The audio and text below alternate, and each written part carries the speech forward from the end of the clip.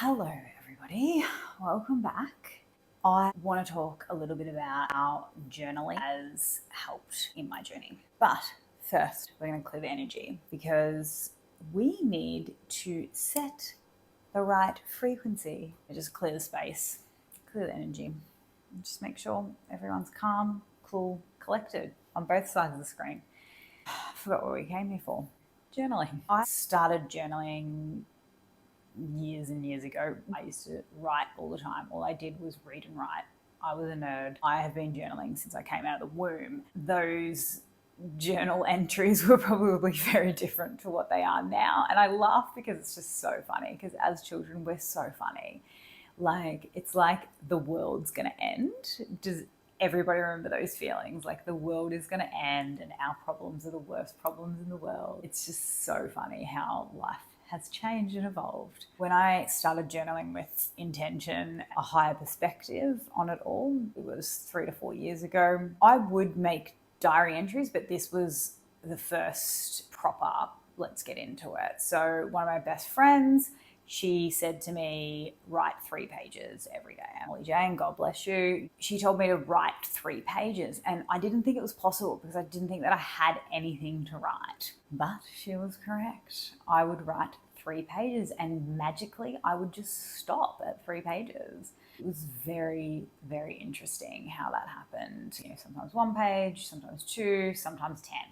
It just really depended on the day, what I needed to let go of at the end of the day. So I would write these 3 pages. I felt like I was brain dumping all this energy I had inside me. I felt like I was just like blurting it out.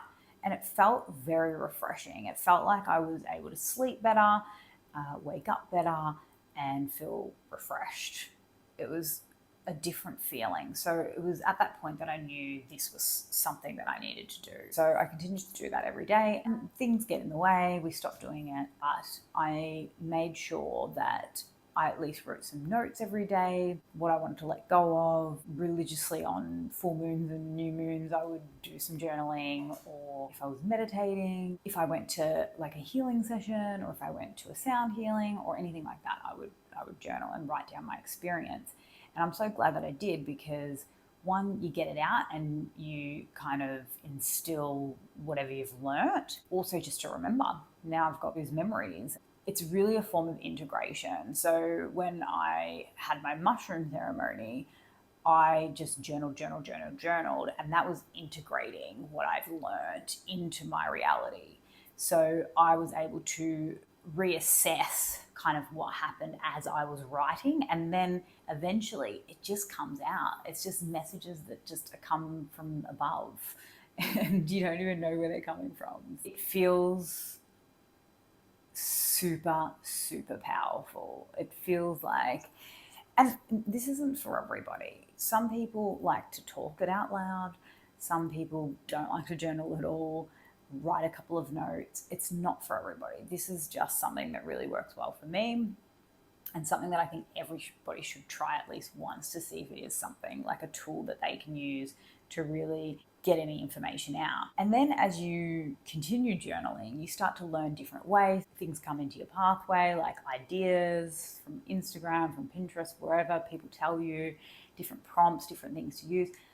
And then eventually you start journaling to yourself to answer the questions that you ask other people.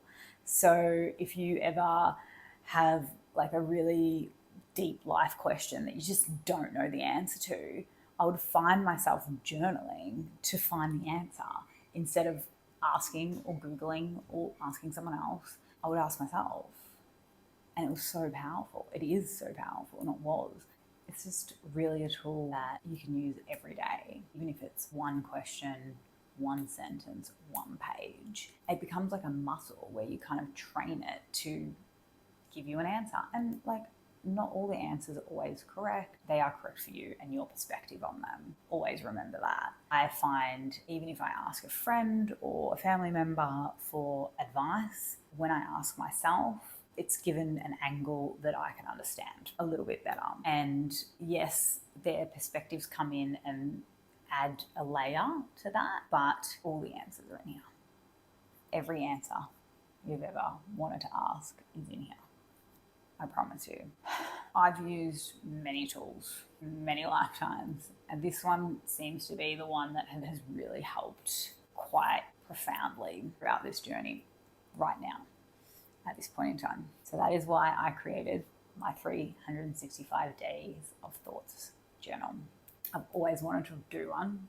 I love creating. I like creating things from my artistic perspective, and that becomes hard because I'm not a designer, I'm not a graphic designer or anything like that. So I am a Canva graphic designer though, like hit me up. But I wanted to create something that had my creativity like embedded in it. I had a friend that was creating diaries and I was like, can you create me one? And then he was like, tell me what you want it to look like. And I was like, you know what? I'm just going to have a go at this. So get out Canva and I designed it myself, and I ended up within 24 hours just completely doing exactly what I imagined on my own, which was so powerful but so crazy in itself. So when I sent it to him, he's like, this doesn't need anything, like it looks great as it is. I was like, wow, okay. And then within 3 weeks I had it up. I believe that we take so long to do things because we want everything to be perfect, but we don't know why we want it to be perfect. We are so conditioned to have things done so perfectly. So some of us, I'm not talking about everybody, some of us just never finish anything because we want it to be absolutely perfect, and nothing's ever perfect. A great boss once said to me, if you've got it 80%, put it out there. Don't worry about it. Fix the 20% later. And that's what I've done. I created this with prompts, with other exercises, other things that I do daily that really help me get through. I wanted to create something where people could write every single day. So there is 365 pages in there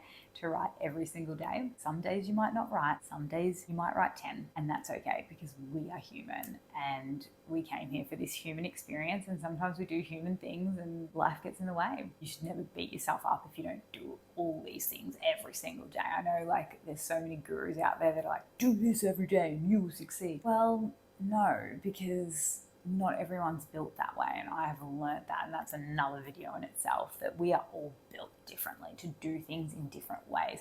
Some people have active minds, some people have passive minds, some people have active brains, some people have passive brains, and until you like master your system and who you are, these gurus or these people that are telling you to do things a certain way, they can't exist in your world. They just can't. You have to find the right ones that are vibrationally matching the way you want to do things, but you have to find yourself first, and you have to not find yourself, tick, found myself, I'm done.